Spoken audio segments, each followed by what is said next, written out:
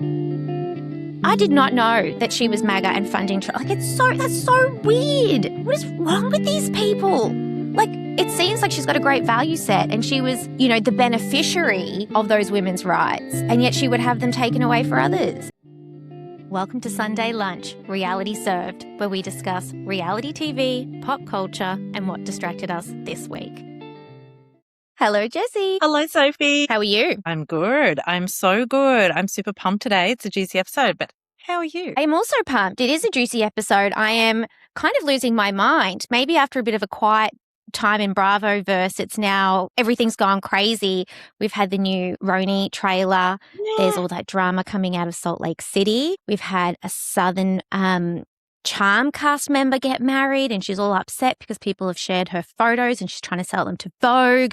There's more drama off, Southern Hospitality, which may not be coming back. You know our obsession with maths right now, and there's this contestant who's posting content when we haven't even made it to the honeymoons. The House of Stacy promos are heating up.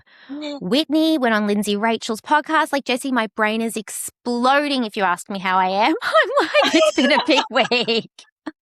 Well, now I'm excited too because it has, I feel like it has been, this sort of calm before the storm, and suddenly it's been a huge storm. It is also breakup season in Bravo land before some of these new shows drop. So we're going to get into all the juicy details about that. But before we do, quickly, as always, what's in your cup for Sunday lunch today? For Sunday lunch, it is a ice cold Coke Zero. I need the caffeine to get me through. What is in your cup? I love you. I have 2 cups because I love liquids. Don't ask Charlie how many cups I go through. One day I counted up and I had been through 12 different cups because I need all my liquids in different cups. So I have Berocca and aspirin in one because I need a boost as well.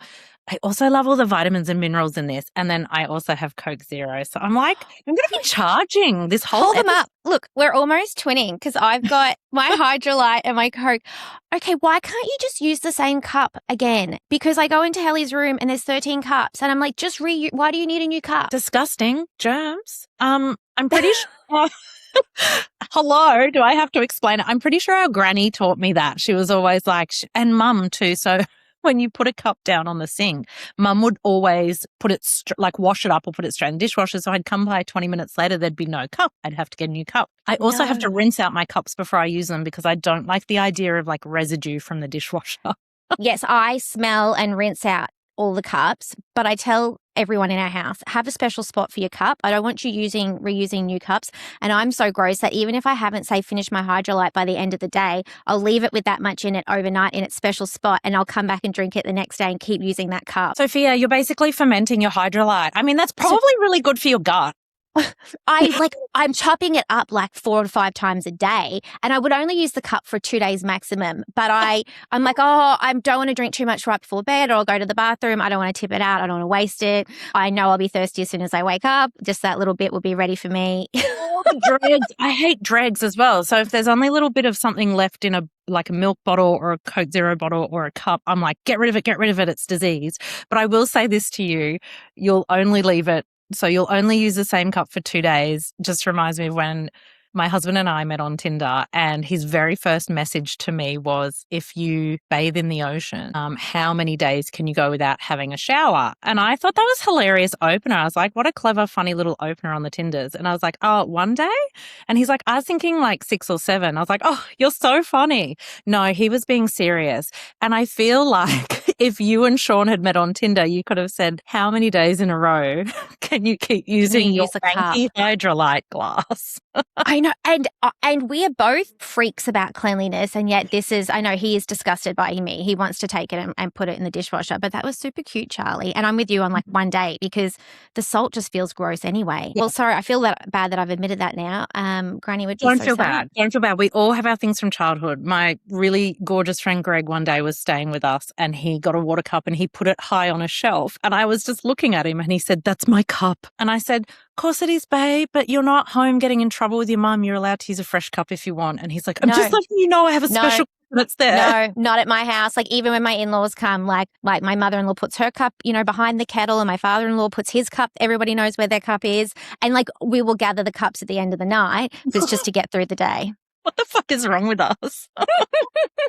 Okay, so today, this is what we're talking about. Like we Yeah. said, it's been very hectic in the Bravoverse. So obviously, we're going to start with all of the reality. So the Real Housewives of New York trailer has dropped. We know who the cast is.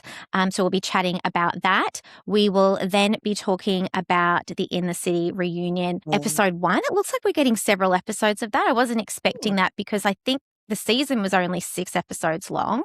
Yeah. Then we move on to The Mess, pun intended, on Below Deck. We'll have a little chat about that. Dirty cups are one thing. Dirty sheets, I'm going to, but we can talk about it. And then, yes, we'll talk about the latest on the Valley, as well as Orange County. Like always, we've just come off watching that, so there's a few things to chat about there. Of course, we'll also be talking about what's been distracting us in the wider world and this week's recommendations. Very exciting. Well, can we talk about, look, I'd love to hit the breakups first because as we have seen, the Real Housewives are hardly ever housewives anymore. They come on with their husbands and then they punt them off and become stars, independent, financially successful in their own right. But we have seen a rash of separations, starting with Sai from the rebooted Real Housewives of New York City and her husband, David. Now, Sai was involved, the law on this the last couple of years, she was always very aggressive with Jessel and her husband and intimating that perhaps Jessel's husband was cheating on her. And come to find out that then there were all these rumors that Sai had engaged in an affair with David when he was married. Yes, that she was the other woman when they met. Yes. And then they got together and had children and she, seemed like they were very happy and he seemed very chill. Come to now and they're splitting up. So I think perhaps there was some projection going on with Sai and her marriage. And maybe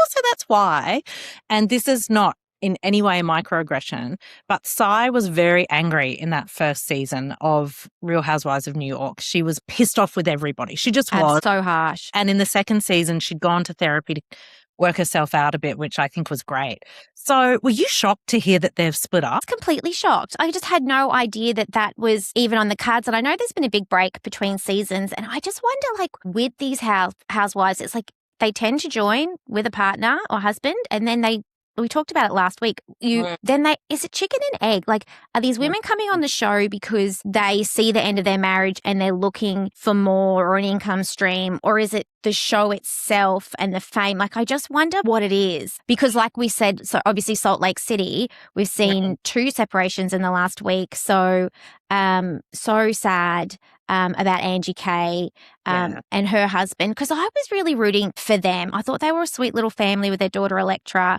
And then it's also been, kind of confirmed. We knew that Whitney and her husband were having issues, but that they are also essentially separated. The rocks. And we know that Bronwyn and Todd split up a while ago. It makes that conversation last season between Whitney and Bronwyn. It was such an amazing lunch. These two get together and talk about how they're both with much older husbands. I mean, Bronwyn's husband Todd was far older than Justin. And how they would be willing to open up their marriages to meet everyone's needs. It was wild to me. And I remember thinking, is Whitney just like doing this for a storyline? I honestly thought she was. I thought she and Justin were never going to break up. Truly. I thought they were fine. And again, he left his first wife for her, I think. So that's the thing. They say, the way you catch them, the way you lose them. But I don't think that was the issue. I think they've just started really living separate lives. And I think there's a lot of resentment there because he got financially involved in her businesses and then the business is tanked. And I think she can't get over that.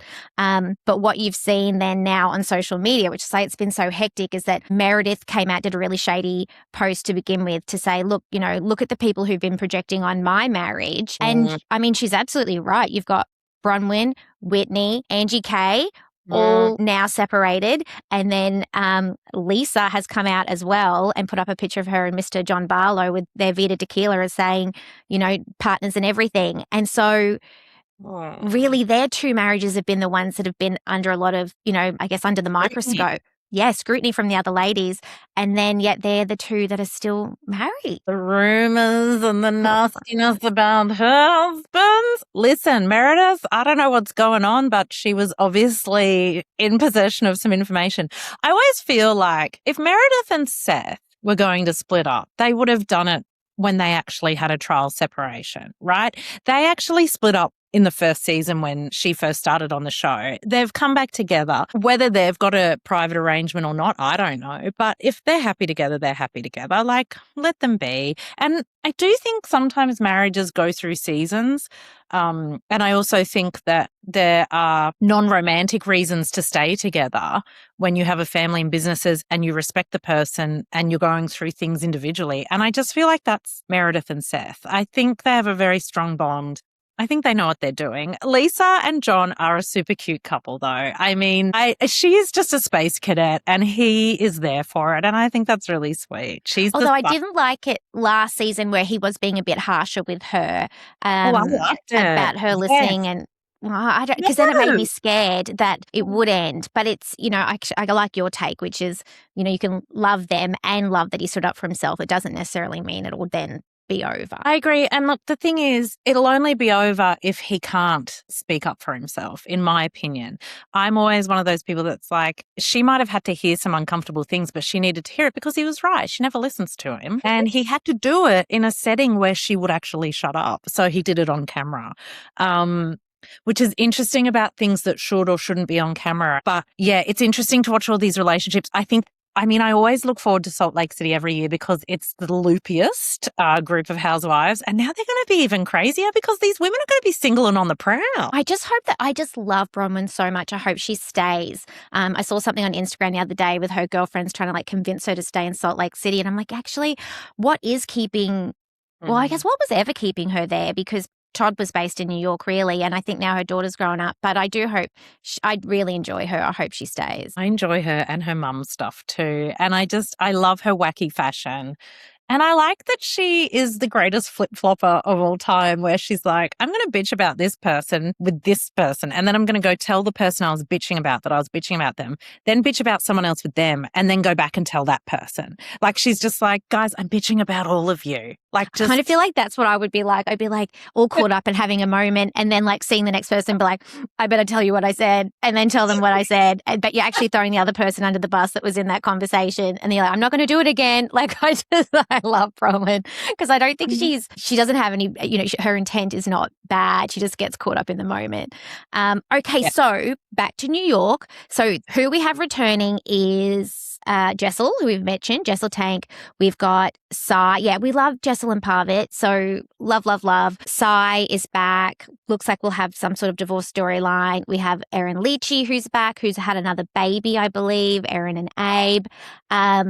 There's a crossover there with Erin and Lindsay Hubbard. They've become very close. And I think before the In the City of it all happened, I think Erin was pushing for Lindsay to maybe be a New York housewife, which would have been interesting. And then we have Carol Radziwill, Princess Carol, back. I never thought I would see the day, and she's back. I thought she only had 5 good summers left 15 years ago, but she's still with us. I mean, good for her. I don't know what to say about Carol. She's appeared in some very suspect photos with suspect people, but she knows how this game is played. Look, last time she was on the show, she was bested by Bethany and she left. But it'll be interesting to see how she goes with this new crop. I feel like she's tougher than all of them. I mean, she can handle these women standing on her head, I feel like. So I really wished I loved her and Bethany as a duo, and I was really sad when that didn't work out. Yeah. And so, yeah, I mean, I don't see Bethany coming back. But did you watch the JFK Jr. series on Disney? I didn't. I really thought about it. And then I thought, I know what happened. It's tragic. I don't know that I wanted to voyeur into their lives to that level. Oh, look at you on your reality TV podcast. I know, but they didn't choose that. I know. So, no, but I actually did not know really anything about the JFK JFK Jr. story. But yeah, they did actually feature Carol's husband a fair bit in that. And I thought that was interesting. And actually, it starts with them getting on the plane to go to that wedding, which Carol talks about being at that wedding with the cousin waiting for them to arrive, essentially. So yeah, so she's real royalty. And then do you want me to quickly tell you who we've lost and who we're getting from New York? I think let's not worry about who we've lost. Not to be rude, they're gone. They're out. Bye. Don't let the door hit you. Let's see who's new, because it'll be interesting to see how these alliances and friendships form. Okay, so I really don't know anything about any of these women. The only one that I'd sort of heard a little bit about was, so it's Daisy Toy, only because she's a celebrity makeup artist and one of her clients is Martha Stewart. And she was able to get Martha to film with her. And I understand that Martha did a little bit of filming and then loved it. So want to do a little bit more filming.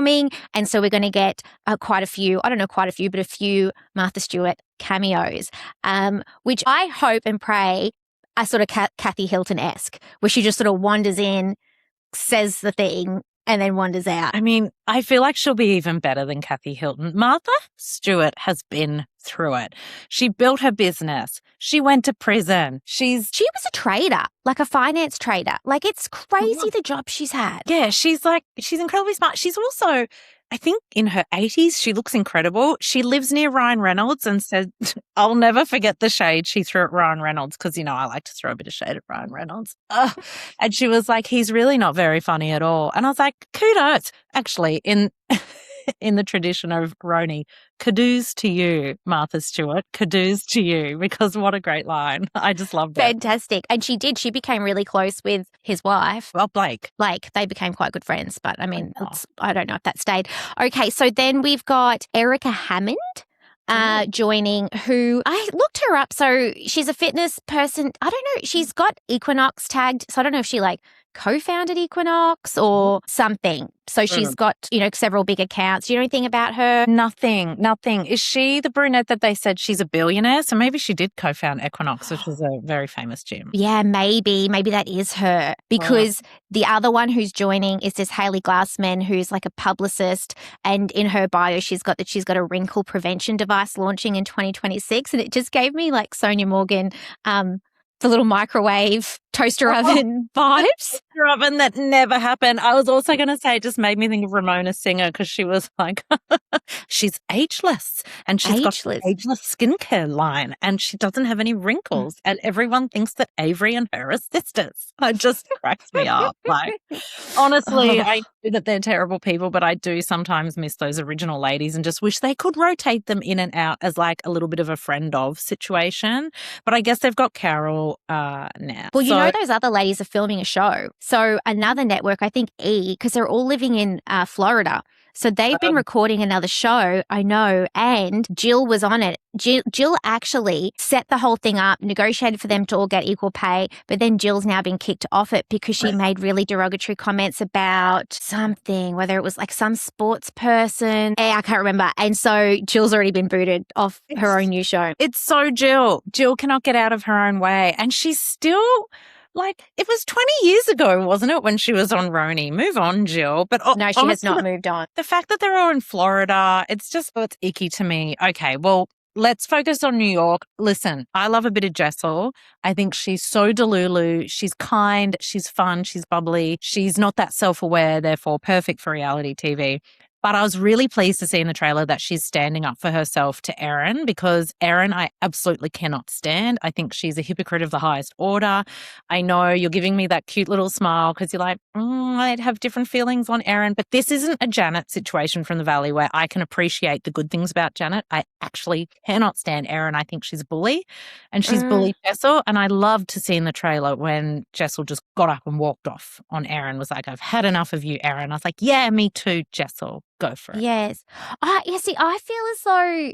So I love Jessel, and I think, they were all so mean to her at the start. I don't think she was supposed to be cast. I think the background story is that she actually didn't live in New York. Maybe I think she even applied for Dallas. Yes. And then New York. So they all sort of knew that and they didn't want her to be on. And then she's the sort of star out of it. So everyone was frustrated with her. My memory's terrible. I didn't feel that it was really Erin that was the bully. I felt like Erin was bullied. I feel like Brynn flipped on her. I feel like Sai flipped on her. So I felt, but now that they're not there, or at least Brynn's not there and Jenna effing Lyons is not there, I wonder how Erin's going to stand on her own sort of 2 feet. I think she still will have Sai. And I found Sai to be one of, like, we know she was so mean in the first season, but sort of softened a little in the second. So, yeah, I probably just haven't looked too deeply at Erin. I've just thought, oh, pretty lady, nice husband, throws good parties. Stupid Abe. No, I'm sorry. He's not stupid. He's a lawyer, so he's obviously not, although he did lose a lot of their money in a poor crypto transaction. So maybe he's not Yes, that bright. that's But I will say right. this. Erin funded Trump's campaign. Erin is MAGA, yet Erin made having an abortion when she was younger her storyline for season 2 of RHONY. So I guess the only moral abortion for Erin is her own abortion. And I'm going to leave it there. This is so confusing. Yes, because I appreciated her and the story, and then sitting with her dad, who then passed before it came out, but she got to give the story. I did not know that she was MAGA and funding Trump. Like, that's so weird. What is wrong with these people? Like, it seems like she's got a great value set, and she was, the beneficiary of those women's rights, and yet she would have them taken away for others. Anyway, Correct. I know we'll leave it there. Okay, got it. But boo, I don't want that information. Okay. So, all right. Well, I'm excited. I think it, launches soon. Are we okay to move on to In the City? Yes, I was just going to say, let's just see how new RHONY goes. I feel like they just never make enough of Jessel and her comedy. I would hope that we get a little bit more of that. And I hope that there's some genuine friendships formed, because I feel like it's really difficult when you bring them together as co-workers. And I think with New York, they're struggling to find a group of friends in the right income and visibility bracket that are actually friends that want to do this. So we'll just keep our fingers crossed that it's entertaining. But yeah, with Erin as the center, for me, it's always going to be a bit of a flop. But I'm going to watch it, of course, because I have nothing better to do. You have plenty better to do. You're writing a book.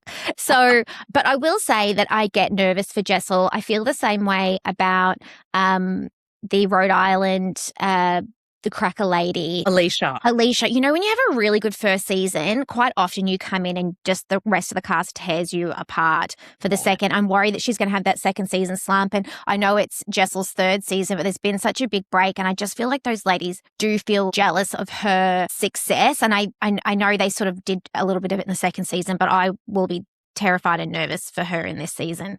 I feel you.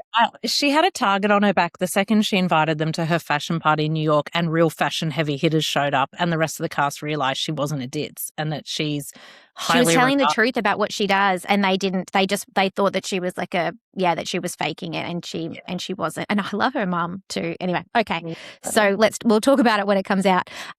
Okay, so we're in the city. Yes. They get one of those mini reunions, the sort of ones that you get for your first season. So not everyone's all glammed up. You're in the clubhouse with Andy. I love those reunions. They just feel more authentic, and maybe the cast is less frightened. So they sort of show up. So anyway, I quite enjoyed the format of that. So what did you make of the first episode of the reunion? I agree. The format is super cute because it feels like they're naughty kids in class. Like, they're all squished together. They're kind of sitting on bleachers like when we were in primary school, and they'd sit you up in like order of height, and they're all close together. And yes, it takes away their power a bit, doesn't it? Yeah, it's just funny. And I just, like, my first impressions were that Amanda was much more relaxed, and that was good to see. And my second impression was that Georgina was angry. And I was like, oh, is she trying to secure a second season? Because she is activated, like overly activated. But yeah, like, what were your initial takeaways from this first episode? So I think that's a really good point just about the Georgina thing. So, I feel as though I'm going to have to eat a little bit of crow on the whole Whitney thing, although I feel like we called it in last week's episode when we said how Whitney won that argument against Lindsay and how hard that is to do.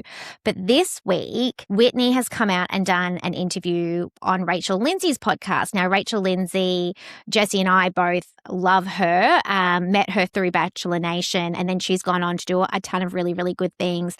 But I was like, oh, why is she on Rachel Lindsay's podcast? Turns out they're very good friends.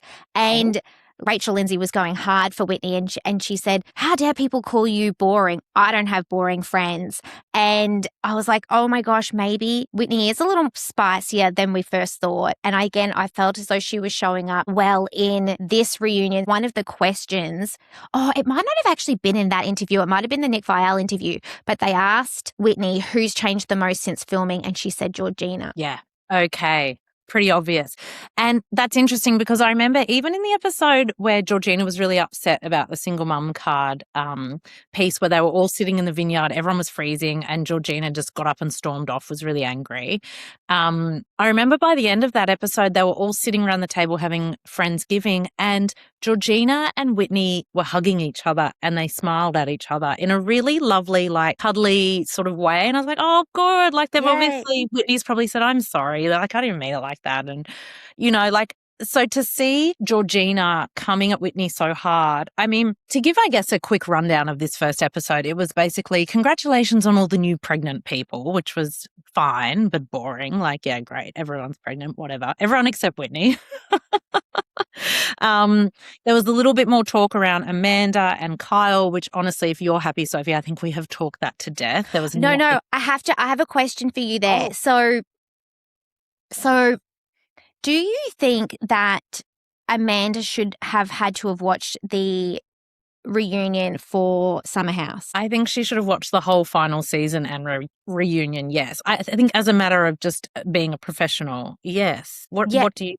Well, because they asked her, did you watch it? She says, well, I lived it. And I thought, no, Amanda, you didn't, because you went off stage and you weren't there for a good chunk of it. And you admit that you'd taken, beta blockers, which I know aren't going to impair your memory, but certainly, you weren't fully yourself. So I thought you should have to do it. But I know we have talked it to death, but I got so triggered in this again because they're all talking about the Kyle of it and whatnot. And I thought, Kyle does love her, and they all want, I don't know if they want them to get back together, but they don't want her with West. And they're like, what does West give you? And she said, he listens to me, he takes care of me. And Kyle's like, well, talk to me when he does your taxes and he makes the bed and he negotiates your brand deals. And I was like, Kyle, you're acting like her father.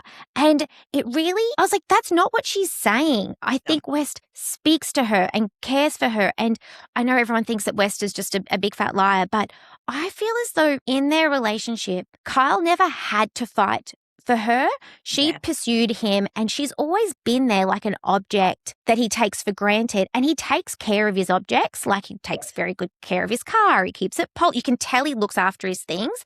And it's like, yes, he's looked after Amanda as like a piece of property, but never been truly invested in like her heart, her well-being, her needs, her thoughts. And so this whole piece about her betraying him. And so she just said the best thing on this episode, which is like, Kyle, you were sleeping with people before I was even texting West, which I know people will argue the timeline. But I think that's so poignant because they kept saying, well, Kyle, you've been so good to her, regardless of all of the betrayal. And I'm like, what betrayal? She did not betray Kyle. It's like they were separated. They were broken up. Yes, she betrayed Sierra, but Sierra's not there. So what betrayal are you talking? Like they're all painting Kyle as his victim, and he isn't one. And I do love Kyle, and I love that he loves her, and I love that he does take care of her, but it doesn't make her a bad person. No, I agree with you. It was very simple. They were all purposefully misunderstanding her, which I think is one of your triggers and one of mine. And what she was trying to say, and it was very simple, was West gives me emotional support. So thank you, Kyle, for doing my taxes. Thank you for looking after me. And he was quite fatherly towards her, I think, for a long time because they have a big age gap. But all she was saying, and it was quite obvious to me as a viewer, was that West gives her the emotional, romantic support in a romantic relationship that Kyle was not able to give her, which it has been clear that he was not able to give her. And I think your analogy about him taking such good care of his things is perfect. He does. He takes great care of his skin, his body. He looks amazing for a functional alcoholic. Like he's gorgeous. Yes. He takes care of his apartment, his home. He works really hard at that business. Like he worked really hard on the outside parts of things to provide a great home for her and for her to be like on the surface happy. But would he change his inner demons? Would he get help with changing his lifestyle and the drinking to reach the emotional level with her that she was desperate for? No, he wouldn't. And so, like, I don't know if West fulfills that for her, but at the moment she's saying that she feels that he does. And so they all just have to get over that. Actually, you've reminded me. This is when I turned on Kenny again, my boy On Kenny. again, off again. We're on again, off again. I'm anti-Kenny at the moment because, it does flip a little bit back towards the end, but he tried to, part of this is, okay, Gavin and Kenny, yes, keep them on reality TV forever. They So are good. so messy. And so when it seemed like everything was calming down in the conversation with Amanda and Kyle, Kenny's like nudging Kyle and he goes, I think it was just the betrayal. Wasn't it, Kyle, that you were upset by the betrayal? And I was like, Yeah, the betrayal, that's when I got really riled up, when he said betrayal. Yes, and she defended herself really well and said there was no betrayal, we were separated. And she actually said, except for the betrayal against Sierra, who's not here. And then I remember thinking, Kenny, this is very men's rights activist bullshit, and I'm not here for it. This is like Jesse on the Valley with his men's rights group, and he's like, how'd that make you feel as a man? Like, wasn't it just the betrayal that upset you? And I'm like, shut up, Kenny. Shut up. Yeah, shut up. Apparently, I didn't notice it, but apparently, I don't know if it was a joke, but Gavin was wearing a spoon around his neck, and people were like, where did the spoon come from? And he'd like taken it from one of his restaurants. Did you pick up on that? I didn't, but it sounds like something weird that he would do. I hope it's true, because that's exactly it. But yeah, so I know we have done that conversation to death. But again, I just got triggered again. And I know that's not, so people are just online, and I need to stay out of the comment section myself. People are online absolutely bashing Amanda and praising Kyle. And I'm really cross about it. You should be cross. I know I'm cross too. It's misogyny in action and it's ridiculous. And you don't have to be Amanda's best friend, but like, Jesus Christ, she's just a girl in a relationship. Move on. Move on, everyone. Move on.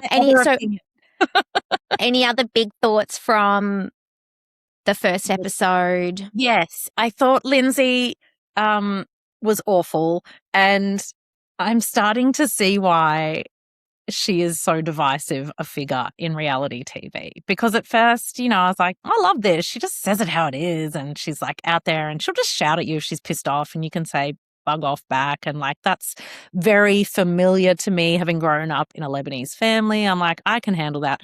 But look, having her, Yvonne, and particularly Georgina coming all at Whitney's, if Andy asks Whitney a question or Kenny a question and they're all hammering and speaking over the two of them, get fucked. I find it really rude. But also Georgina and Lindsay saying that, oh my God, it was so much worse than it was explained to me. No, it wasn't. It was exactly as it was. Okay, and I was wrong. She did say single mum card. For some reason, I thought I had rewound it back, and then I started getting in my head about like a conspiracy theory. Maybe they'd edited it out. Now they put it back in. I think I was just wrong.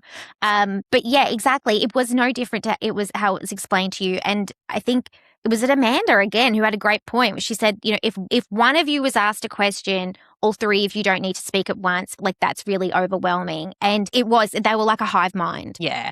And it was ridiculous because if that's the biggest drama of the season, I think that's pretty low effort. I think Lindsay essentially like yelling at Whitney, I cried for 6 months over this, is a complete and utter lie. And if you if you cried for 6 months over that, that's on you. You're an idiot. Why would you? As if you fucking care. I thought Whitney held her composure really well.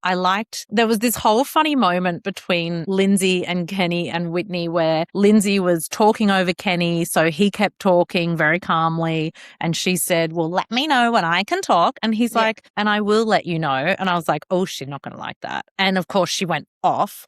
And then Whitney's there saying, well, Lindsay, let other people talk. You talk over everyone. Let someone else speak. And I was like, yes, Whitney. Yes. See how the tables turn? And I think, I'm a flip-flopper too, because, again, I wasn't a huge fan of Lindsay originally, like as I mentioned, because and it was interesting, she said at this episode too, she's like, I've been on an island by myself for many years on Summer House because I was older, etc. It's like, yeah, you put yourself on that island because you tried to be a boss of all the new ladies coming in. Like, she was almost like a Vicky Gumbelson in that way. And it wasn't until Paige came and Paige was like, yes, I'm a new girl, and no, I'm not going to bow down to you. And then sort of really put Lindsay in her place, but then like invited her in because, you know, she's not a mean girl. And they had been very mean, Amanda and Lindsay and the original girls, to, you know, some of the new girls as they came through, until really I think like Paige was like the union rep. It's like she unionized for the younger girls and she, you know, created power in numbers. But yeah, I think Lindsay's just been on this like high trajectory of, you know, the victim in the Carl breakup, then having the baby, then being, you know, by Kyle's side. So she's sort of been invincible for a period of time, but her arguments made no sense. Like, and Whitney was so good too. She's like, I misspoke. It's exactly what we said again a couple of weeks ago, which was it wasn't about the motherhood. It was about you throwing your weight around and you trying to be the boss of everyone and everything all the time. Like there's this pecking order. And I don't think Lindsay expected that because she kept trying to go back to that argument. Whitney just calmly said, I've actually just I wish Whitney would say, instead of saying I misspoke, because that's bullshit. You didn't misspeak. You said it. You just need to say, like, I didn't say what I really meant in that moment. And I'm sorry that I said this, but what I actually meant with that, like this whole I misspoke thing is such a cop out to me. But I think, I agree. I don't think Lindsay showed up well. I think the whole, I cried for 6 months thing is just absolute crap. Embarrassing. Don't say such ridiculous hyperbole. I'm the queen of hyperbole. But even I was like, oh no. Yeah, that's just one step too far. Yeah, and I You're agree playing the mum card, Lindsay. Yeah, she is. Whoops. And I agree when Whitney had reflected on it and said, look, I misspoke. And I think she meant in the sense of, I said this, but I was using it as an example because what I meant was it was about your entitlement. And I think we talked about it. It was about Lindsay always being Lindsay first, you know?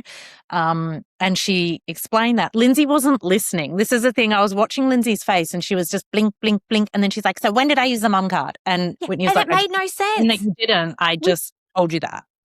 Yeah, listening to respond rather than listening to, you know, lean in, prepared to be changed by what you hear. And I just feel as though, and I hope we didn't do it because I know we were hard on Whitney at the start, but I do feel like we gave her credit where credit was due as she earned it throughout the season. But I saw that Jasmine from The Valley was interviewed, or she was on Clubhouse with Andy, and they asked her, because she herself, Jasmine, she was a DCC dancer. So she was like, she's done that. Then she was on The Bachelor. Then she was on VPR. Now she's on The Valley.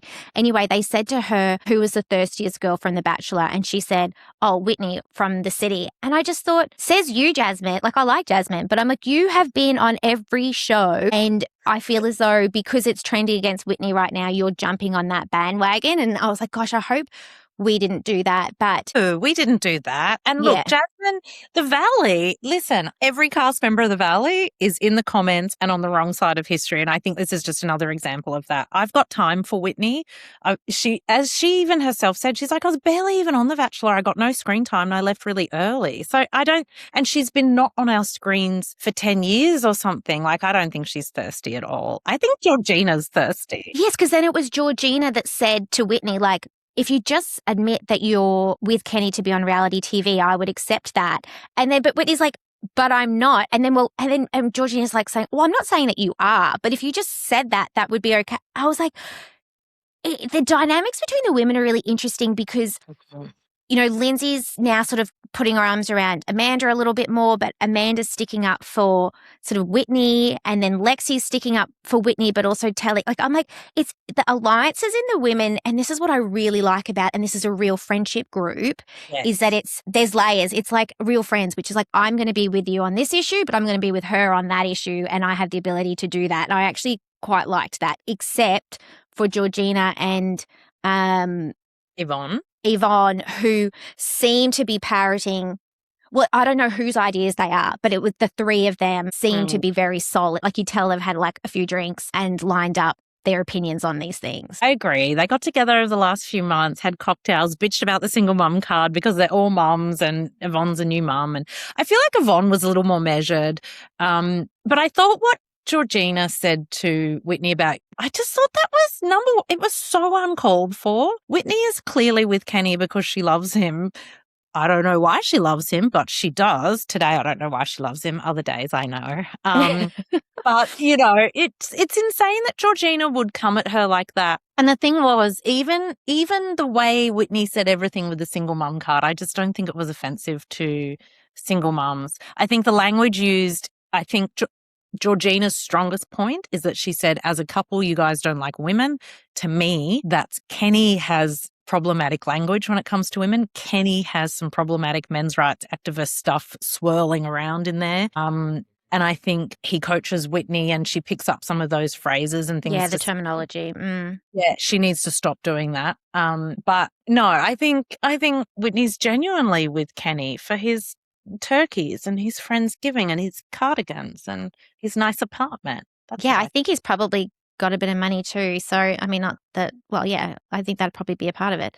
Okay, well, now that we've spoken about Jasmine, should we move on to a little chat about The Valley this week? I actually felt like this week's episode of The Valley was one of the better episodes. I feel like it just wasn't all focused on Danny and Nia. There was more to this episode that I enjoyed. Well, tell me about that, because I agree in principle, but at the same time, I'm so worn down by The Valley that by the time I got to this episode, I was like, can I keep watching this? This is depressing.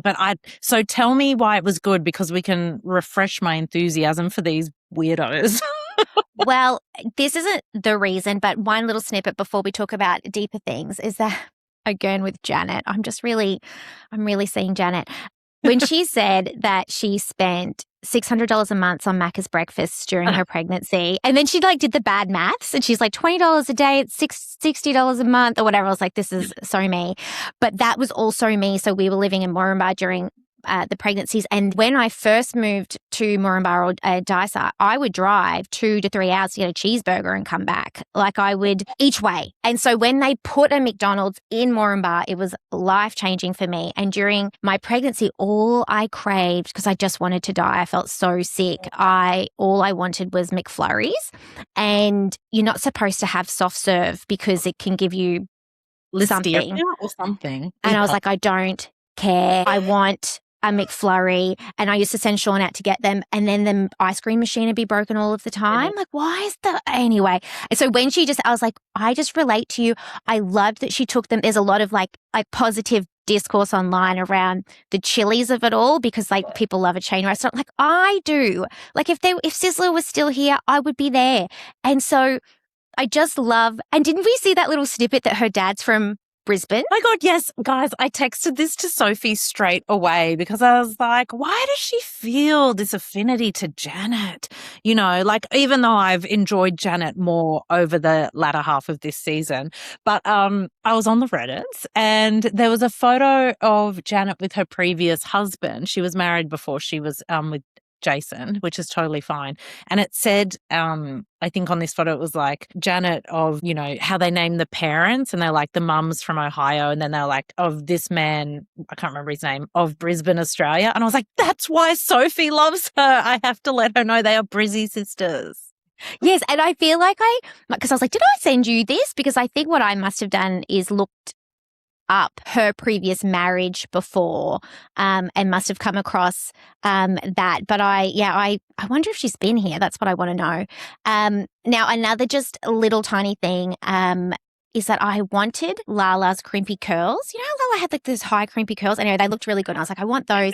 But then I saw the new girl in OC with them. And I was like, I don't want them anymore. Carmela had them. And my hair's more like Carmela's. So it's a tough one. I got the mermaid wave hair thing when they were all in about 5 years ago. And as we were just talking about before this episode started, I really can only use a GHD because I have tried a curling iron and I looked crazy. And when I tried this mermaid thing, it buffed my hair out so much. I looked like, even Charlie, who will say I look beautiful all the time. I remember I walked out and I'm like, what do you think? And he started laughing. And then he was like, I'm so sorry. Yes, you're right. That's what it is that Carmela's got a lot more hair.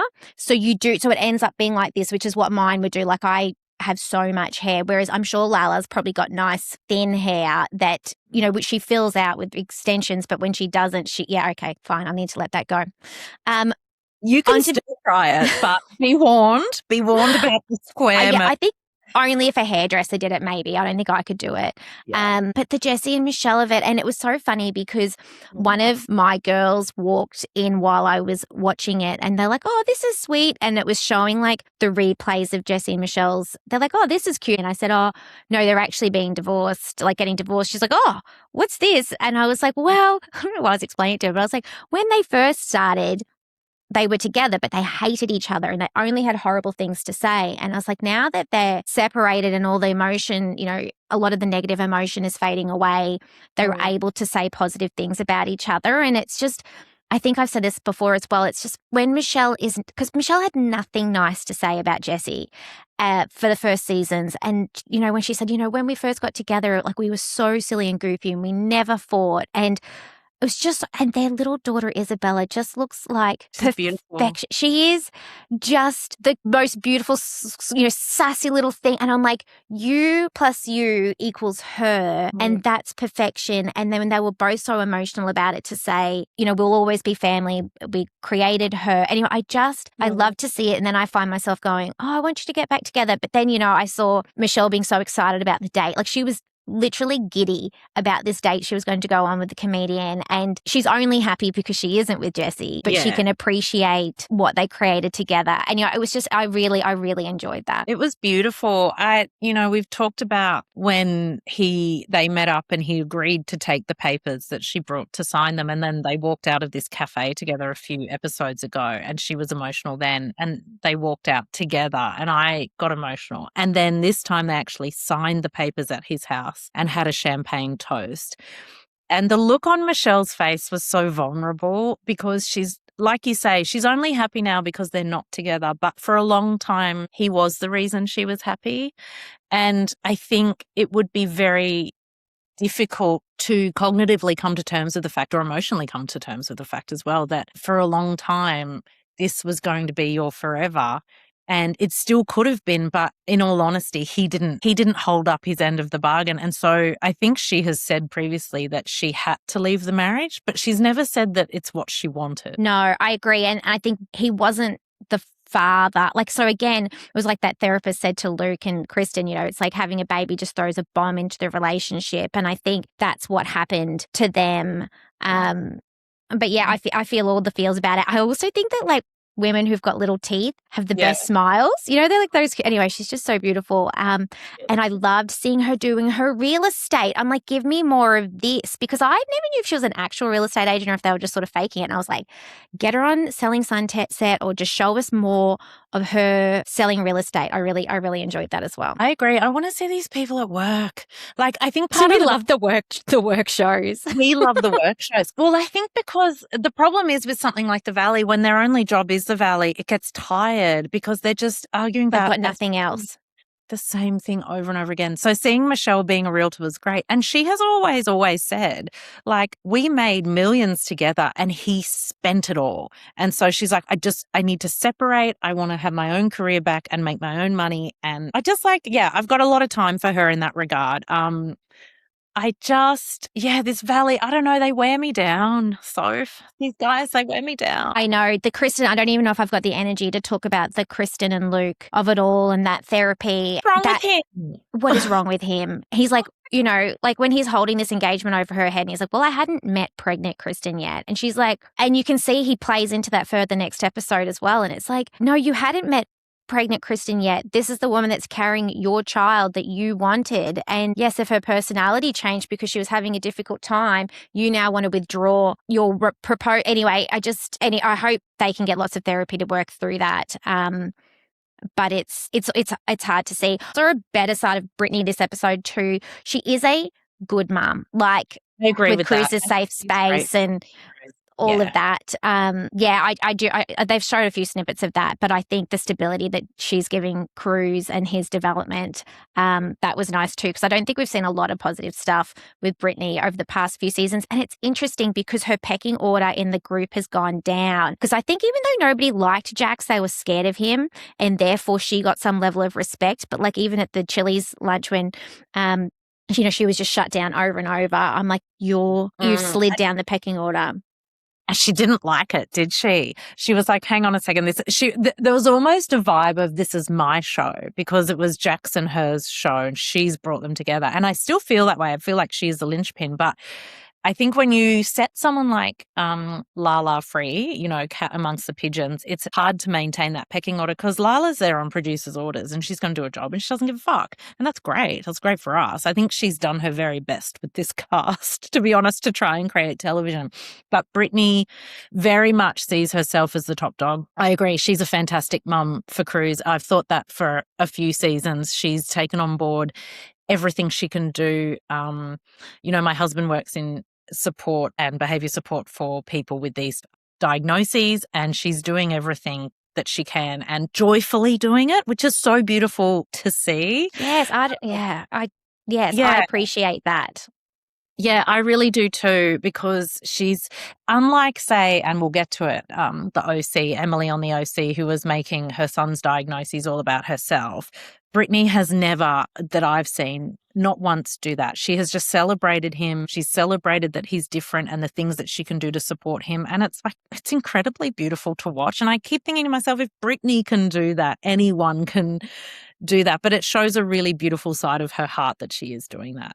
But you could tell that when they all got together at Chili's, agree, I love a chain restaurant too, to try and work all this stuff out with Janet. Do you know what my underlying subtext for this whole scene, what I believe it to really be, is that they're coming towards the end of filming. Kristen will still not talk to Janet because she's just done. You know, like sometimes with a friend, you just... And she's not in the emotional head. Phase. She's just had her baby. She's like, even she said, I can give her empathy, in fact, but I still don't have the energy to go there. Yeah, and I understand that. And so I think what's happened is Lala's got them all together with Janet because they know that to get another season, they all need to come back together. Yes. There needs to be a resolution to this. They need everyone to be getting along in the main cast. And I think, again, subtext, the fact that Danny and Nia weren't there is because we can jettison those guys and not miss a trick. We don't need them. And in fact, please get rid of them. Oh, God. Danny is just awful in so many ways. But yeah, it didn't go to plan because Zach, for some reason, was fired up. Brittany then got annoyed that Zach, who she perceives to be below her in the pecking order, and should fall in line because of her, and should fall in line with her. She got really shitty. And Kristen was just like, nah. You know? And this is the issue. And, you know, I felt it at the end. I mean, I felt it the whole time, but they have just normalized being horrible to Janet as the answer to everything. And it's so gross to me because at the engagement party, when Janet said to Jesse, you know, oh, we should go on a double date. And he's like, whoa, like, let's take it one step at a time. Like, it is so, imagine saying to someone, oh, we should go on a double date. And they have the guts to say to you, whoa, like you'll need to work up to that with me. It's so rude and so gross. Like, you would at least say, oh, sure, like, let's talk about it sometime. Like, but they have no problem with being, I just think of Janet from season 1. Like, she's come so far to just sort of laugh that off when they're being so rude to her. And it's, again, Zach doing this thing where he makes friends with her, but then is trying to hide it from the others. And I'm like, you can't continue just to use her as this punching bag. Like, I don't even know how she's still handling it at this point. And why can't he just, because you can tell he's happy to be around her. He's happy to move on, but he's scared of Kristen and Nia. Is he? I think so. I mean, because I agree with you. I'm like, but he doesn't seem like the type to really be frightened of what Kristen or Nia would think. And also it confuses me because his best friend, like he and Brittany have been like this for 20 years. So at the end of the day, I just don't understand why Zach would be worried about Kristen and Nia. It's so interesting what you say about Janet saying to Jesse and Lacey, you know, I'd like to go on a double date and get to know you, and I've really enjoyed it. And Jesse said to her, well, baby steps. It's interesting that you took that as being so rude because it's something I would say. Like, I would, if someone who I felt had wronged me and people I'm close with and then had come and finally completed the final step on their apology tour, because she was really rude to Lacey earlier in the season. I stand by that. She was a bitch. And then apologized, which is great. I would accept the apology very gracefully. But if they then pushed it and then said, let's go on a double date, I'd be like, oh, well, we're not there yet. Let's just see how it goes. I would say the exact same thing, because like, let's normalize not agreeing to something that we have no intention of doing. Which is very good. But if someone said it to me, I would die on the spot. Yes. And it was something that I noticed, again, I wrote it in my notes for the OC with Tamara, which is like, I just couldn't be friends with her because she's so mean. And some friendships can work. I just don't have enough self-confidence to be in that kind of friendship. Because I always say, you know, like the jokes that people make when I always say this to the girls, it's like when people say, oh, can I sit here? And then people are like, no, it's taken. And you're just supposed to like sit down anyway. Like, I can't. I'm like, oh, is it for someone else, or what do you want me to do? And then I sort of get annoyed. I'm like, you've made me feel really uncomfortable. It's all me. I understand that that's me not being able to just be like, oh, you're making a joke, but I don't do well. And so I'm probably projecting onto Janet a bit too, but I was just like, I don't do well with that kind of abruptness. And I don't give it either, where I do wish I could be more forthright. But then I think I also tied it in with Jesse's girlfriend saying she just needs accountability and then she's happy to move on, and Janet gave accountability. And then when Kristen turned around and said, you know what, Lacey was on the phone freaking out on the way in because she hates Janet so much and she didn't want to be there. And I was like, again, that like ripped my heart apart. I was like, she's told Janet that they're okay and all she required was accountability. And then when Janet sees this and finds out that Lacey was bitching about her on the phone before she walked in, this is why I'm not on a reality TV show. It feels unfair. And I think also, like, I understand what you're saying, because you are an earnest, genuine person. And you're seeing Janet do something that you feel is genuine, which is offer to spend time together. And he rejected that, which makes you want to die on the spot, because you're thinking, if I genuinely felt confident enough to ask for that, to have it rejected, so painful. You've put yourself out there. Yeah, you put yourself out there. And I know what you mean. Like, as a little kid at school, I was painfully shy. If people didn't want me to sit with them, like, it's terrible. I didn't make a single new friend at university in my course because I was terrified of everyone there.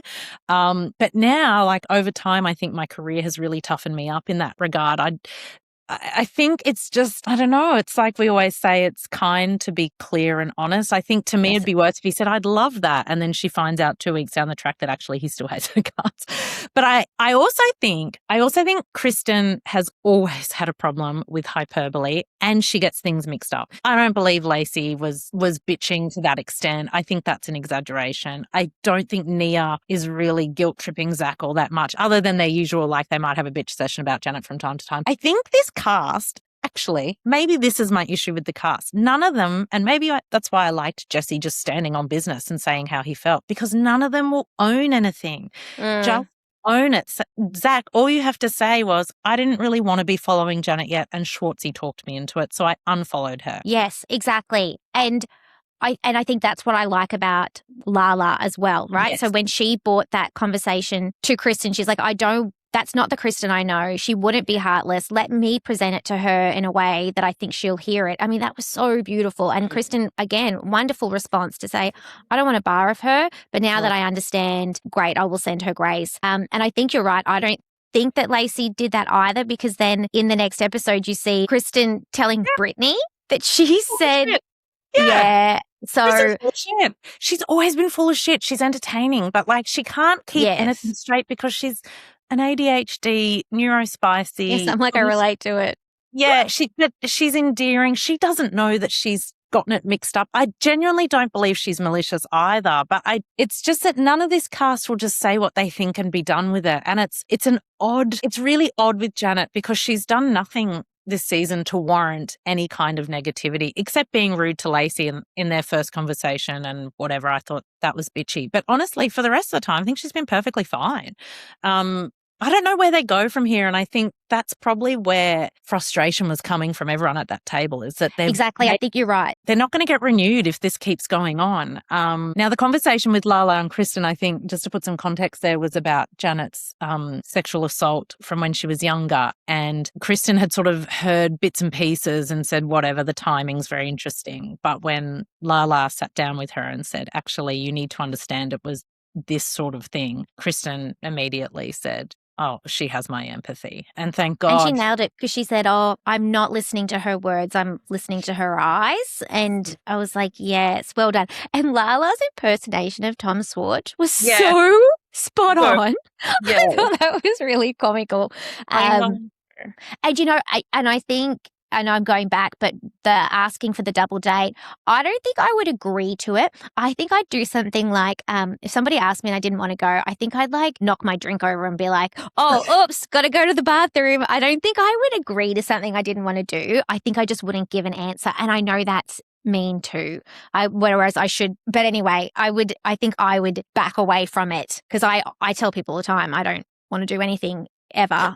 So don't ask me to do things. This is the problem too, is that it's like you always give the blanket. I'm quite similar. I'm like, don't ask me to do anything. I don't want to do it. And then individual people that you love ask you to do things. And you're like, damn it. Now I have to do it because I love you. But I enjoy it when I do it. But I was at the dog park yesterday and this very sweet young girl there, she was probably 21, struck up a conversation with me and our dogs were getting along. So she said, would you like to swap numbers and do play date? And of course, in my mind, I was like, no, I'm tired. I have chronic illnesses. I can't explain all this to you. I don't know you. In that scenario, what I did say was, I'm happy to swap numbers and you can text me when you come to the dog park, and if I'm available to bring Fizz, I will do that. That was very clear. Very clear to me. See, to me, I was like, that is a good compromise. It is. It's excellent. It is excellent. And whereas I think I would try and explain it all. I'd be like, I've got ADHD. I'm very tired. I need long naps. I don't have time to do all the things that I want to do. So, I would love it. But like, I don't even ring my mum. So, and then I think like I would just like, then she would just like back away slowly and say, in fact, let's not exchange numbers. I need to go full cray or something because how do I get people to stop wanting to spend time with me? Also, how do we end up doing things, that we don't want to do? We want a nap. We end up going to dog parks. I don't know. But to me, that was like the clearest way I could say, I'm not going to be texting you and I'm not doing a separate doggy date. But like if you're at the park and I happen to be coming. Happen to be nearby, I will come. Keep us posted. Oh, bless their hearts. So look, the Valley, I don't know where it's going to go. I just, I never want to see Danny on my screen ever again. No, not interested. And I even just got grossed out by their home clips and conversations. So, all right, shall we move on to the OC? Yes, we shall. Or also known as the Snooze C. The Snooze C. That's clever. And we're not alone. Oh my God, you can see how much I've been online this week. But yes, there is lots of, again, online discourse that this is, quite boring and, should be either paused or sort of retired. Honestly, I think it's their worst season ever. It's terrible. And this was one of the worst episodes ever because I think there were no group events. There were no group lunches or dinners. There were no parties. Sadly, Heather did not spend $75,000 on diamonds and champs for us all to watch them attend and have a good time. And I felt unreasonably angry with all of them for being so dull. Like, can I give you an example? Okay. Gina Kirschenreiter, or I'm not sure if I'm pronouncing her surname correctly, so I do apologize, but it's a long surname and I can relate. My name's Mansour-Nara. She wants to have the same surname as her kids, who are young, makes sense, but she's marrying Travis, who has a different surname. I don't even know why this is a discussion, but in the first episode, she decided to make her storyline for the season. Travis wants me to change my surname to be his, but I want to keep it for my kids. And her mum, who she said this to, literally said, oh, Travis won't care. And I was like, of course he doesn't care. This is completely made up by Gina. Well, this episode, we get a lunch or a dinner date with Travis and Gina. My God, Travis, I'm sure you are a sweet man, but you do not ever need to be on television. You have the personality of wet cardboard. And Gina said to him, well, you know, what should I do about changing my name? Oh, it's a big drama. And he's like, I don't care. Keep your same name for your kids. It's like, you know. Okay, so I get it because I was like, I think the topic is very interesting because, again, like when I was engaged, so my sister didn't change her surname when she got married. It's important in our family that you don't, and it's not traditional for Pakistani women to change their name. And so it was actually quite a big negotiating point between my husband and I. And I negotiated some things around changing my name. And so I was like, I'm interested in the topic. And also my mum kept her name as my dad's name so that she would have the same. And I always appreciated that. Yeah. And so I was like, oh, I get the topic, but I see where you're coming from. It's like, not that the topic itself isn't interesting. It's that he doesn't care. So it's like, just keep your name. Just keep your name. She's making an issue out of something that's not an issue. I agree with you. Got it.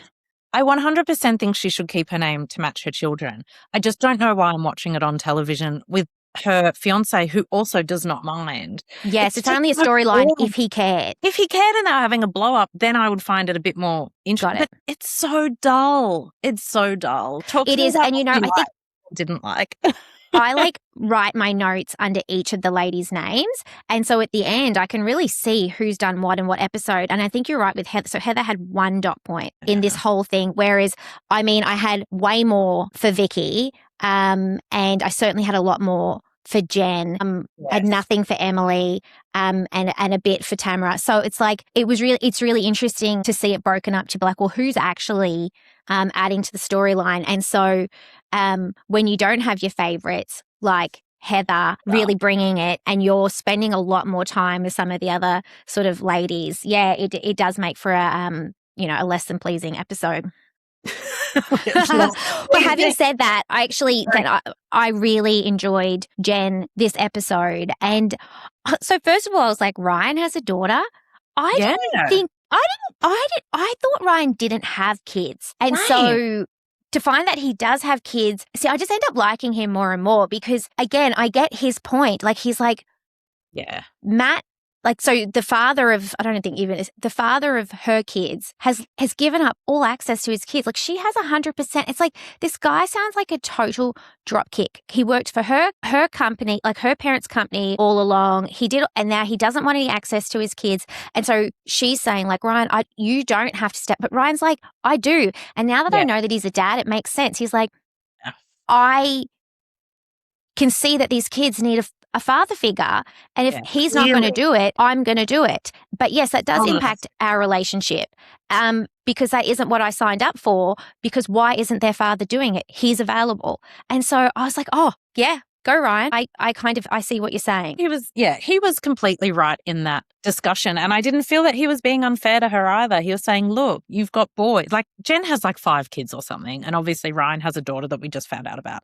But he was simply saying, and I don't think he was saying it unkindly, was that your sons need a father figure, preferably their father, but they never see him. And so I'm doing that role. But of course it interferes in our relationship. But he wasn't even saying it in a way that was like the way that Luke says it to Kristen. Exactly. It's not like Luke. Exactly my comparison, which is like Luke would be like, well, the engagement's off the table. He isn't. He's just saying, like, I want to encourage you, Jen, to ask their father to be more involved. Stop giving the father a pass.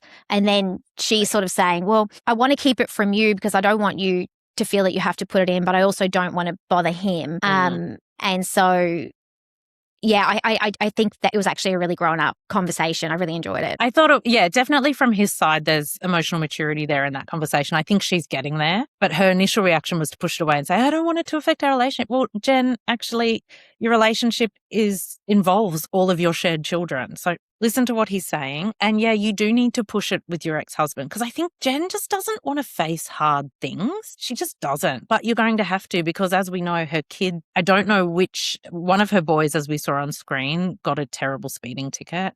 And one of her boys, I don't know which one, she hasn't named him, was involved in starting wildfires, which is horrific. It's such terrible behavior. And so it just made Ryan's conversation with her more poignant to me, because he's saying these boys need direction they need their father. It's a terrible thing to wake up and your father not want to be involved with you. He's saying it as it is. Exactly. And I feel like, those kids would absolutely feel abandoned because it's like, why are you choosing? Like, there's no reason for him not to be involved. And so, the biggest brothers probably took on a lot of that, has gone off to the military, obviously the 17-year-old. And I think that this is the conversation with Grace. And it was such a beautiful conversation to listen to. I felt like, I don't often feel this way, but I felt it's so vulnerable for him to say that on camera, and to really put it out there. I hope he doesn't regret it. Like, I felt so privileged to hear the conversation, and it was so honest and real. At the same time, I feel nervous because he's only a 17-year-old. Like, it was such a big conversation. I was so proud of her for having the conversation with him to say, look, did I come down too hard on you? I wasn't angry. I was scared, which is so true. And for him to say, well, everything's just too much. And for her to sort of tell me what that looks like. And he's like, I'm with you 7 days a week. My parents aren't together anymore. It impacts everything I do every day. I don't see my dad. And then you sort of see her heartbreak. She's like, I did that. I've done that to my kids. This is all of my fault. And, then him saying, I'm 17-year-old. People don't like me. People bully me. And for me, this has been one of the hardest parts of parenting is that, and they don't believe you. It's you feel your kids' pain more than they do, and they don't believe you. And I say it like, so if my girls have, having friendship problems or something hard is happening, like I feel a pain that I've never experienced for myself. And it was really interesting because we adopted a dog this year, and Winnie, which, yes, he's right there. Yeah. And my eldest took him out for a walk, really maybe 4 weeks into getting him. And she came straight home immediately, and she's like, Mum, Winnie's been attacked by other dogs. And I was like, you're making it up. You just left. And she's like, no. And she's like, look at him. And he was covered in blood, and he'd been sort of wrangled by our neighbours' dogs, and they'd punctured him and really got into him. And my daughter didn't know what to do. She didn't know to lift him. She tried to get between. She didn't know what to do. I then ran outside in my pajamas looking for someone to fight, looking for a dog. And I am terrified of dogs. Yes. And so my daughter was yelling at me going, Mom, don't go outside. Stay inside and look after Winnie. Like, why are you? And I was like, you don't know how you're going to react in these scenarios. But what was interesting is that both the girls were sobbing. We actually just sat on the couch for the rest of the day, sort of nursing the dog. But one of them said to me, I don't know if I said it or they said it to me, they said, Mum, I kind of understand what you mean about you feeling our pain more than us, because they felt his pain so deeply in that moment. I think that's probably it was such a good learning for them. But I was thinking with Jen, you could see her heartbreaking, but at the same time, then he felt guilty that by telling her the truth. This is the problem. So I hear where you're coming from. And I don't have children. I do have a dog. So when something happens to my dog, I feel dreadful. I'm thinking back to how my parents raised me when I had a real problem. And I'm just going to say this, but I agree with you. She started out well by saying, what's been a lot, what's the things? But then to me, I'm sorry, you are an adult. You needed to hold space for your child. You needed to stay calm. You needed to let them have the floor. She made it about herself because she immediately burst into tears. She immediately started saying, it's all my fault. I've done this. I've done that. Well, sorry, you've been with Ryan for 5 years. Has this only just fucking occurred to you, Jen? Like, that really pissed me off. And then he got up and started comforting her, which was, in my opinion, dreadful. So I understand that parents feel their children's pain. Like, I mean, my friend, Brooke, shout out, will say that you're only as happy as your happiest child. And I think that is absolutely true. Do I think that Jen gave him the best way of understanding what he's going through and feeling safe with her to then come to her for those things? Not at all. If I were him at 17 and I saw my mum break down like that and I had to comfort them for something that I was struggling with, I'd never fucking tell her another thing again. I thought it was really upsetting to watch, actually. And I do think he's too young to be filmed on the show. to be very clear, I don't think this child did anything wrong. I think he responded exactly how a kind-hearted child would to seeing his mum in distress. But I am really disappointed that a grown woman in her late 40s, maybe even early 50s, could not hold that space for her child who is in distress. And she made it about her own distress. And I just don't think that's okay. That's the conversation, Jen, that you go have with Ryan in a separate room after. Yeah, and I don't know, because I feel as though like he needs to be able to tell her these things and feel safe to do so. And so then I'm like, well, now he's comforting her. But then so I was sort of going through this roller coaster, but then sort of at the end, you know, they both had a little giggle and a hug. And I was like, you know, is she demonstrating real vulnerability in real time to say, you know, because she has felt guilty the entire time, right? She's always said, like, this is my fault, this divorce. Like, it's not the first time she said it. She's been saying it the whole time. Like, my regret is the impact on the children because of the location differences and whatnot. And so then, so I'm like, oh no, he's comforting her. But then I was like, this is actually really beautiful modeling for him to show people, like, if there's vulnerable people in his life, that he can comfort them, that they can comfort him. They both sort of laid it out there and then sort of had a giggle and went, all right, well, this is life. Like, let's keep going. And then, so I don't know. I'm interested with your perspective, because you were saying, like, with your parents and how they were with you. My parents always made me feel really safe when I had a problem or an emotional problem. I saw them being vulnerable with each other. I have seen them when it was not a problem I was coming to them with. I've seen them be vulnerable and demonstrate vulnerability. And I think that's important. But if I came to them at any teenage age or even in my 20s with an emotional problem, not once did they break down in front of me, start crying, say it's all their fault. What am I going to do? I found it really quite histrionic. And that doesn't feel very safe for him to come with more problems unless he is just going to be okay with her then making it about herself and him having to comfort her. He's too young to play that role. It's not okay. I'm not a mum, so come at me, mums. I don't care. No, this is what I think. It's fabulous. This is Sunday lunch, I'm telling you. And it's something that, you know, I struggle with. And I think I spoke to you about it, you know, a few weeks ago, which is, you know, I want them to know that I'm a human and that this is my first time too, and that I make mistakes. But at the same time, I don't want to break their safety net of knowing that, I am the parent and that they are safe and I am their whole world. But it's fascinating. And this is why, I mean, again, we love reality TV.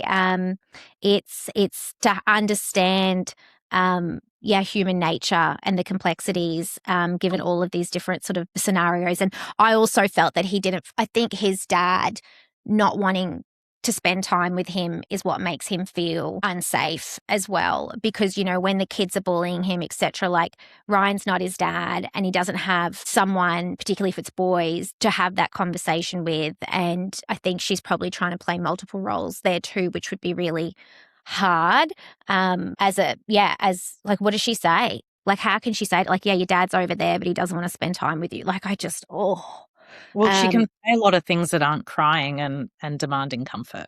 And I know it seems like I'm being really hard on Jen here, but she has made that choice years and years ago to break up that family. She's had years and years to get therapy and help with how she parents the kids. And she's had years to get Will, her ex-husband, involved. And as I said, she just doesn't do hard things. She's like, honestly, I know this is really harsh, but I feel like she's a pretty lady that just cries to get her way and I wrote down, she's a beautiful human. I mean, you're so lovely. I look at the behaviour and I saw him comforting her and I just thought, you're going to comfort that mother for the rest of her life because she's teaching you that her needs supersede yours, and she is teaching you that her emotional responses are more important than yours, when the conversation was about how to help the child. I think if it was about her getting her way about something, yes, I think I would agree. But I think it is about him and his needs. And so she's like, my heart is breaking.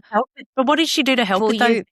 Well, did she give him strategies around how to cope with bullying? Did she give him any options around how to manage the feelings he was having? Or did she just burst into tears in a puddle on the floor and say, it's all my fault, comfort me? I assume all of that.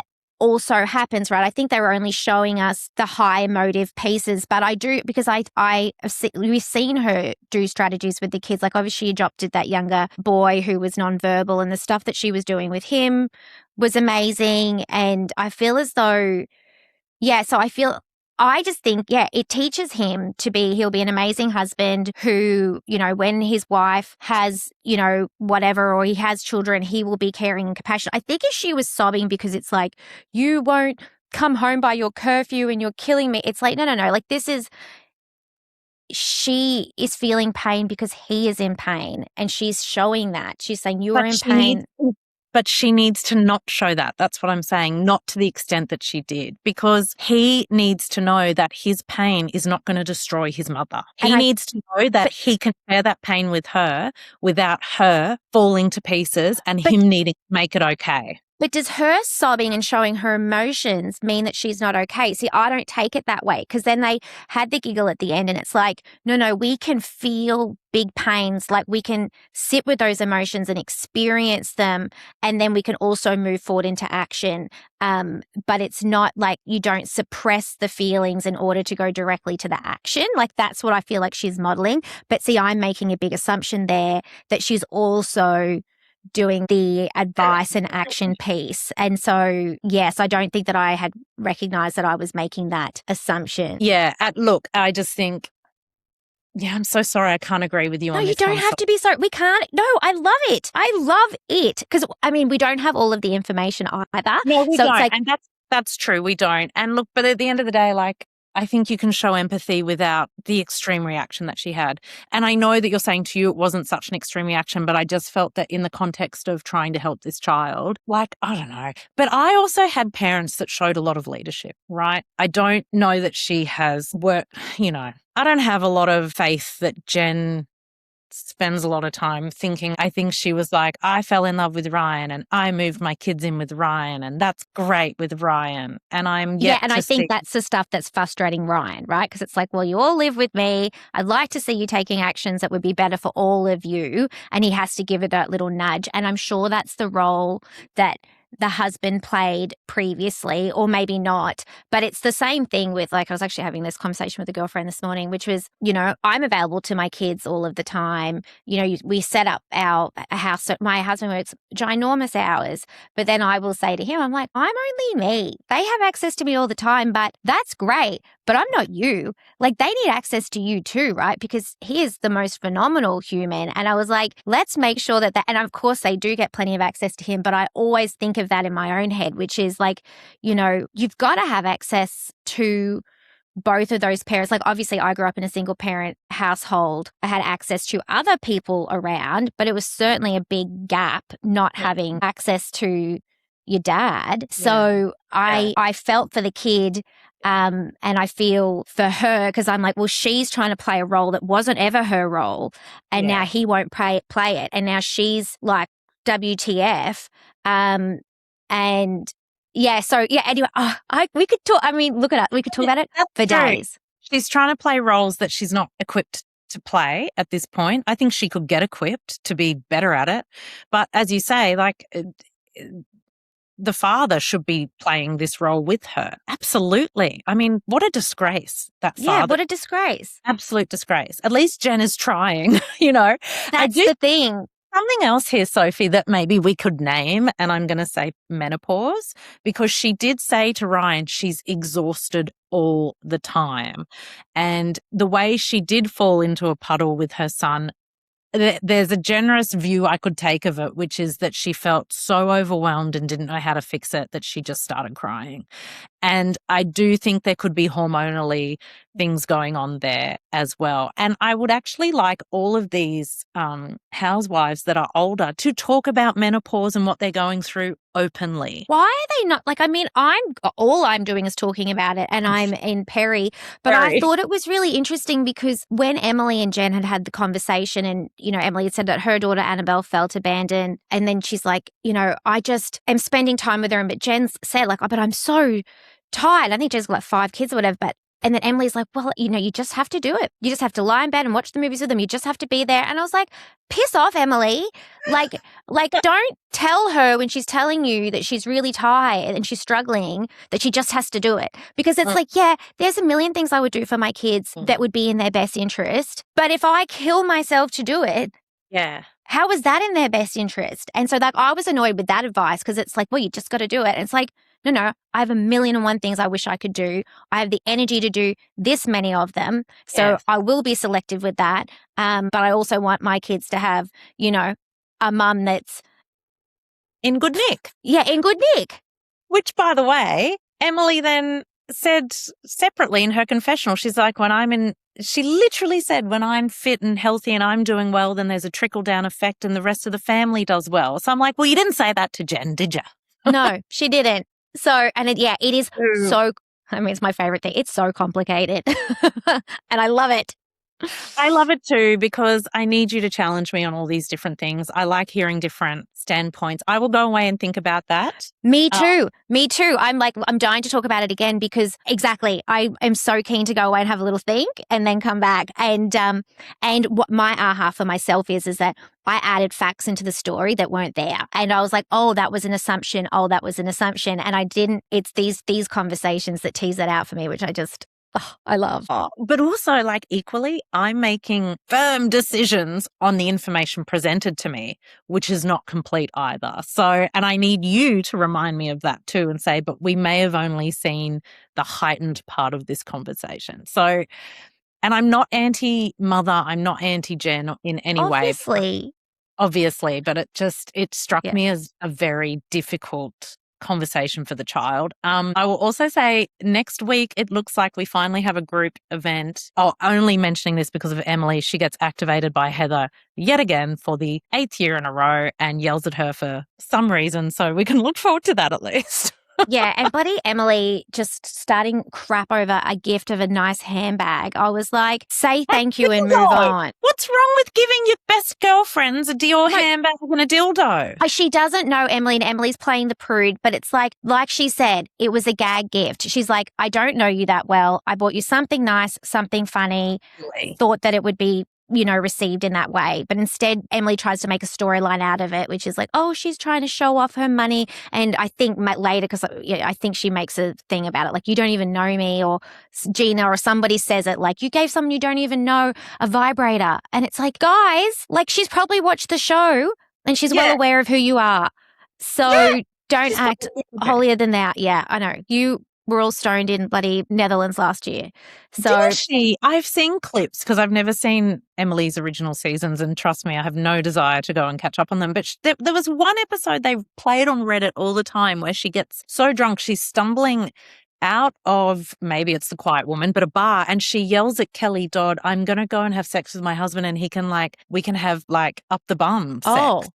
I have no recollection of that scene, but she has been wildly drunk, but she also did the boudoir photo I'm pretty sure she's done one of those. Anyway, she's...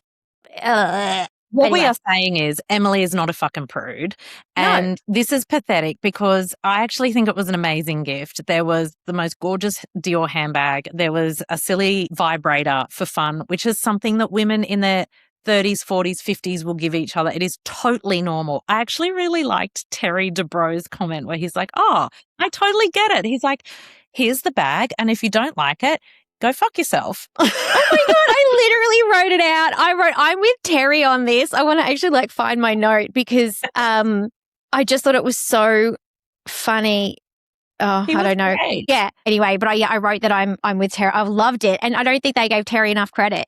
Which is, that was such a good Heather gag. Was like, Heather was like, go away, Terry. I was going to use that line. Yeah. You wouldn't have thought of it. It was good. So in the interest of time, I think we will have to move on. Let's have a very, very quick chat about the latest on Below Deck Med before we move on to our recos and distractions. So hectic, so gross, so ick. Talk to me. Yeah, so gross, so ick. That Lucas, he's a grown man. He's not even like the children that you can put it down to immaturity, but he's a grown man. The way he treated Jen, I know she's not everybody's favorite person. The absolute disgustingness of not changing the sheets. I think this episode, even him like offering to quit, I feel it's because he just doesn't like to be uncomfortable and held accountable rather than like true remorse. I don't know. What do you think? I agree with you. He's nearly 40. She's copping heat. Of course, because it's misogyny, but she's 22 years old. Yes. She thought he liked her. She's messy. She's like, you chose me. Yeah, of course. And genuinely, he said no triangle. She thought it meant you chose me. Because she's just a baby and she doesn't understand. And she probably thought he's an older man. He's not going to stuff me around. She offered to change those sheets and clean them for him twice, by the way, and he never did it. It was disgusting. As soon as he properly dumped her and she said, well, I'm going to tell Joy exactly what went down between us, he switched. That mask fell off. He started being very, scary towards her, in my opinion. He was saying, are you threatening me? Dare you? Or is this what you act like when you've been dumped because I don't like it? It was ugly. So look, if he's offered to resign, I say let him. See you later. Don't let the door hit you on the way out. Bye. Yeah, bye. Because that was the other thing. Because he got in trouble for the sheets and he's walking around and he's all quiet and he's not talking to anybody. I was like, you are more upset about being in trouble for the sheets than Jen is for the way that you treated her. And I'm like, if I was her in her situation and thought, okay, you chose me, we're doing this, and then you turn around and just cut me off like that and we're still in this close proximity. I'm like, she has a bigger right to be distressed and upset, but they're like, no, you've just got to move on, girl, whatever. But yet he can carry on about getting in trouble for not changing the sheets. Anyway, he is a man child and not thrilled with him at all, which is disappointing. And I am so obsessed with Chef Joy. I hope she doesn't give in to him because I'm like, I agree. Why is she even, I'm like, don't do all this posturing, Chef Joy, if you're not going to hold the line. This guy's disgusting. I actually think he's a grifter because I think he suddenly sees Joy as the more successful. He'd probably latch onto her, drain her of all her money, cheat on her. He's got to go. He's out. Bye, Felicia. Cannot stand the man. Felicia. Okay, good-o. Well, that's that. I will talk more as the season goes on. So let's get into this week's top distractions. I'll just go very quickly because it's not crazy, but obviously it's Maths America. So if you haven't already watched our special side dish bonus episode, we posted it yesterday. Maths America, after 20 seasons, have decided to take on board the Australian format. Jessie texted me this week. They've dropped 3 episodes so far, which is the weddings. And then actually today they would have posted the next couple of episodes. And it's so good. So I've been watching that. We recorded a side dish episode. I can't stop thinking about it. One of the ladies is such a turd and she's already posting what I consider to be a spoiler. But in the comments, everyone's like, yeah, thanks for ruining it. And she's like, it's just a trending audio. And it's like, no, it's quite specific. You know what you're doing. But anyway, thank you, Jessie, for bringing maths to my attention. Oh my God, you're so welcome. I agree. Stop posting until the whole series has dropped. Thank you, lady. And I'm pretty sure it's the lady I didn't like. Listen, I've been distracted by, so it was my birthday recently. My husband commissioned a really beautiful sketch portrait of our previous dog, Buddy, who died last year, and it's beautiful. And I don't know if it's because we've been talking about, pets that have passed away and my phone's listening, but I'm getting all of these pet psychics on TikTok. So as I'm scrolling, and there was one lady in particular, I'll find her and we can put it in as a recommendation to go and have a look.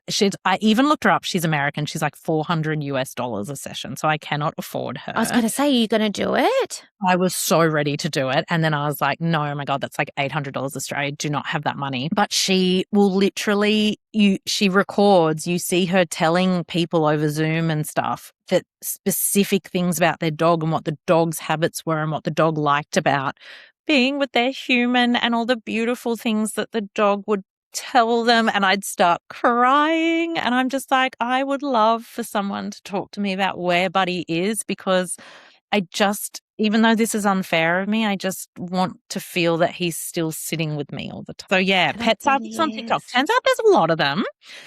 Don't know if they're all legit. I believe in science, but I'm also partial to a bit of psychic work. It's just so, they literally on B105 yesterday, they were getting people to call in with their spooky experiences. I Love that. just wanted to keep driving so I could.